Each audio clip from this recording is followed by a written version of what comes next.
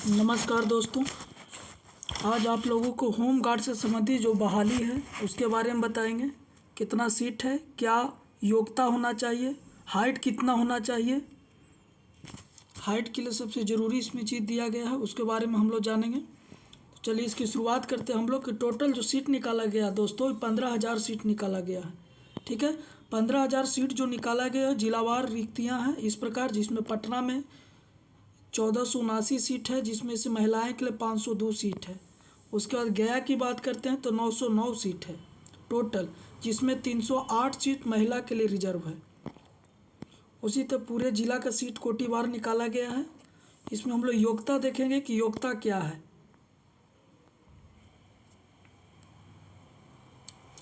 देखिए, स्वच्छ नामांकन हेतु जो अहर्ता होना चाहिए, उम्र जो होना चाहिए 19 वर्ष से लेकर दोस्तों 40 वर्ष तक होना चाहिए। सभी वर्गों के पुरुष, महिला एवं थर्ड जेंडर के लिए उम्र 19 वर्ष से 40 वर्ष होना चाहिए।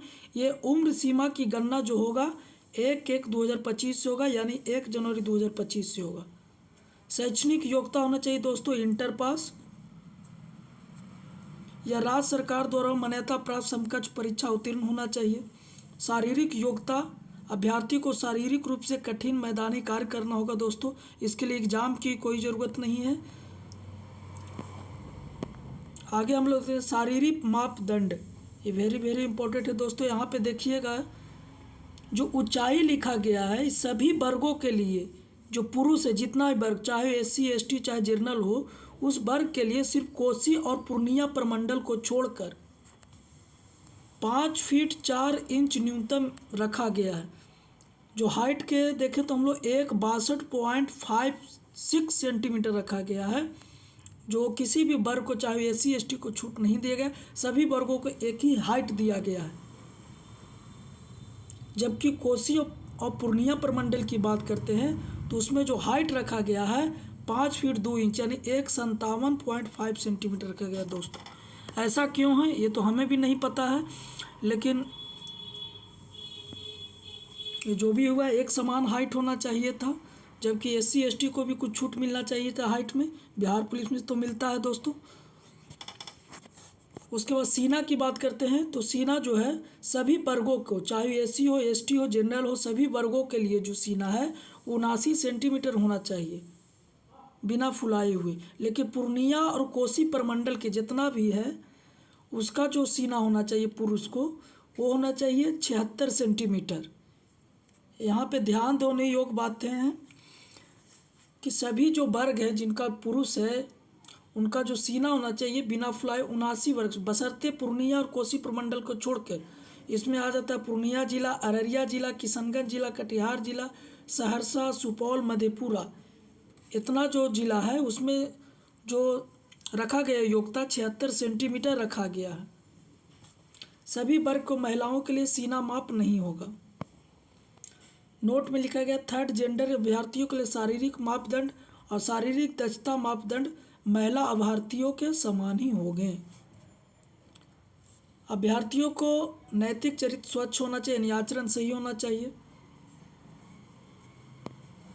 ऑनलाइन की आवेदन प्रक्रिया वेबसाइट इतना पर प्रकाशित किया जाएगा। देखिए, जो गैर आरक्षित है, जनरल है, कमजोर वर्ग है, EWS, थर्ड जेंडर सहित 200 रुपये रखा गया ऑनलाइन आवेदन शुल्क। अनुसूचित जाति, अनुसूचित जनजाति महिलाएं के लिए 100 रुपये रखा गया है। ऑनलाइन भुगतान वेबसाइट पर लिंक के माध्यम से किया जाएगा। जो भी ऑनलाइन होगा वो वेबसाइट के माध्यम से होगा। इसमें जो अध्यक्षता में गठित किया गया है, जिला दंडाधिकारी को अध्यक्ष बनाया गया है, पुलिस अधीक्षक को सदस्य बनाया गया है, जिला समदेष्टा को सदस्य सचिव बनाया गया है और जिला कल्याण पदाधिकारी को सदस्य बनाया गया है। नामांकन की प्रक्रिया जो है दोस्तों कि अभ्यर्थी जिस जिला के अस्थायी निवासी उसी जिला में फॉर्म भरेंगे। इसके लिए डॉक्यूमेंट जो जरूरी होना चाहिए दोस्तों, निवास प्रमाण पत्र होना चाहिए, जन्म तिथि से संबंधित मैट्रिक का प्रमाण पत्र होना चाहिए, इंटर का प्रमाण पत्र होना चाहिए, जाति प्रमाण पत्र होना चाहिए जो आरक्षण लेने वाले हैं, आर्थिक रूप से कमज़ोर वर्गों के लिए भी प्रमाण पत्र होना चाहिए। क्रीमी लेयर होना चाहिए। आरक्षित कोटि विवाहित महिला के पिता के जाति के अनुसार समर्पित जाति प्रमाण पत्र ही मान्य होगा। जो भी महिला विवाहित हो, पिता के जौन जाति उसी समर्पित जाति के प्रमाण पत्र होना ही मान्य होगा, अन्यथा ये गलत हो जाएगा। जैसे पति के जाति के अनुसार समर्पित जाति प्रमाण पत्र मान्य नहीं होगा। शारीरिक दक्षता की प्रक्रिया ये आधुनिक तकनीक के द्वारा होगा, जिसमें बायोमेट्रिक डेटा लिया जाएगा, फोटो कैप्चर लिया जाएगा अभ्यर्थी का, बायोमेट्रिक सत्यापन किया जाएगा अभ्यर्थी का, फोटो प्रमाणीकरण किया जाएगा, सीसीटीवी में प्रत्येक इवेंट का लाइव रिकॉर्डिंग चलेगा, रजिस्ट्रेशन तथा पर्ची तैयार करना होगा। स्वचालित ऊंचाई छाती का माप डिजिटल रूप से होगा। लेजर आधारित डिजिटल लंबी कूद होगा। लेजर आधारित डिजिटल शॉर्ट पुट होगा। ये सब शारीरिक दक्षता है। अब देखिए यहाँ पे दौड़ की प्रक्रिया 1600 मीटर है दोस्तों, जो 6 मिनट के अंदर पूरी करनी होगी। 6 मिनट से जो अधिक दौड़ में आएंगे उसको असफल घोषित कर दिया जाएगा। 4 फीट से अगर कम खींचते हैं तो उसको 0 नंबर मिलेगा। पुरुषों के लिए 4 फीट के लिए 1 अंक, 4-3 के लिए 2 अंक, 4-6 के लिए 3 अंक, 4-9 के लिए 4 अंक और 5 फीट के लिए 5 अंक मिलेगा। लंबी कूद अगर 12 फीट से ज़्यादा कूदते हैं 13 तो 1 नंबर, 13 से 14 2 नंबर, 14 से 15 3 नंबर, 15 से 16 4 नंबर, 16 फीट पर 5 नंबर होगा। ये हो गया लंबी कूद पुरुषों के लिए। गोला फेंक पुरुषों के लिए अगर 16 से 17 फीट के बीच में बिकता है तो 1 नंबर मिलेगा।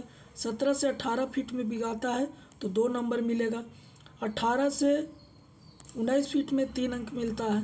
19 फीट से 20 फीट के बीच में 4 अंक और 20 फीट से अधिक बिकेगा उसको 5 अंक मिलेगा। उसी तरह इधर देखते हैं महिला के लिए 10 से 11 फीट में 1 अंक मिलेगा। 11 से 12 फीट में 2 अंक मिलेगा।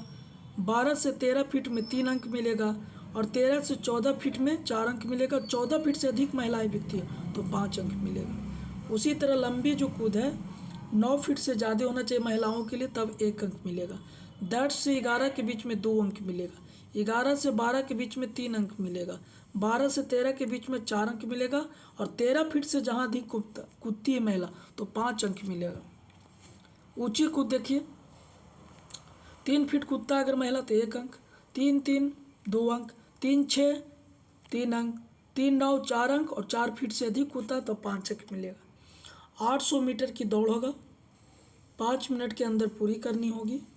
5 मिनट से अधिक समय पर आने वाले अभ्यर्थी को असफल घोषित कर दिया जाएगा।